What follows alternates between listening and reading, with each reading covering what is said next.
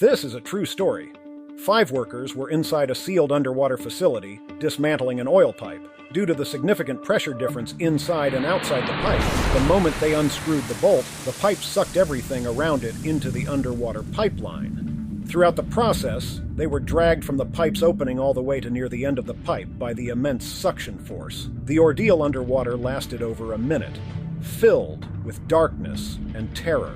Fortunately, when the suction stopped, they found themselves in a slightly raised section of the pipeline. The air that had been sucked in also accumulated there. After they regained their senses, they took a head count and reported their physical conditions.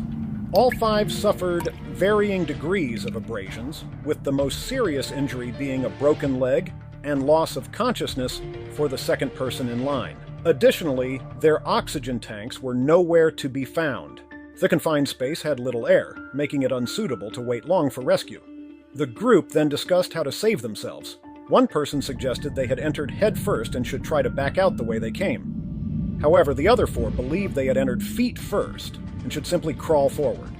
The majority decision prevailed, and in the dark space, they lined up like a centipede and crawled forward, ensuring no one got lost and helping push along their injured companion. As they advanced, they found 2 oxygen tanks that had also been sucked into the pipeline during the operation. The bad news was that the pipeline ahead was filled with water, and they would have to submerge to continue crawling, but they only had 2 oxygen tanks. Worse yet, the length of the underwater pipeline was unknown, and once submerged, there was almost no turning back. Another challenge was that the injured companion could barely crawl on land, let alone underwater. Since he was the second in line, the others couldn't get past him to move forward. Chris decided to go ahead alone with 1 oxygen tank, promising to seek help if he made it out. If he didn't make it a return, it would mean he had met with misfortune. The group agreed to Chris's plan. At this point, he was still unsure if he was heading in the right direction, but he pressed on with a heavy heart. Not long after, Chris found another raised section of the pipeline. This short section allowed him to remove his oxygen mask, take a brief rest, and continue. However, this time, when he submerged, he was filled with true despair. He had been struggling for what seemed like an eternity, and his body was exhausted.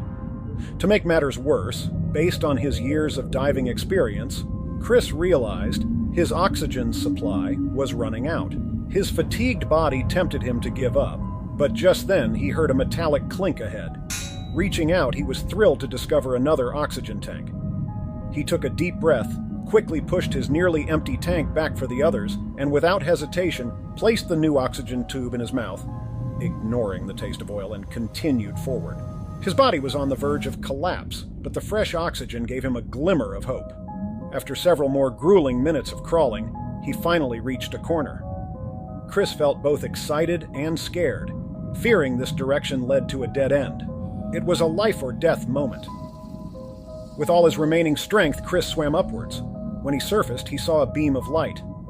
Although there was still an empty section of the pipe above, preventing him from fully getting out, he managed a faint smile. Chris shouted, and soon a colleague working on the ship above appeared. His colleague had come down to check after not hearing from the divers for a long time, and was just in time to hear Chris's cry for help. But the ordeal was far from over. After Chris was rescued, he informed the team about the situation in the pipeline and requested an immediate rescue operation. However, Chris was so weakened that he was taken straight to the ICU. To his dismay, when Chris woke up the next day, he learned that the oil company had not attempted a rescue. Their reason was that the 4 workers inside the pipeline could not have survived, as their oxygen tanks could only provide about an hour of air. However, a diver later tapped on the pipeline where the 4 were trapped and heard a response from inside, indicating they were still alive. Despite this, the company did nothing, citing a lack of suitable rescue conditions. Chris then realized the oil company had never intended to save them because a rescue would require dismantling and replacing the pipeline, which was not in the capitalists' interests. Enraged, Chris stormed out of the hospital only to be restrained and sedated. To his shock, on the 4th day, divers still heard responses from the pipeline, but on the 5th day, all inside had perished. After his release from the hospital, Chris had no choice but to take the oil company to court, hoping these capitalists would face legal consequences.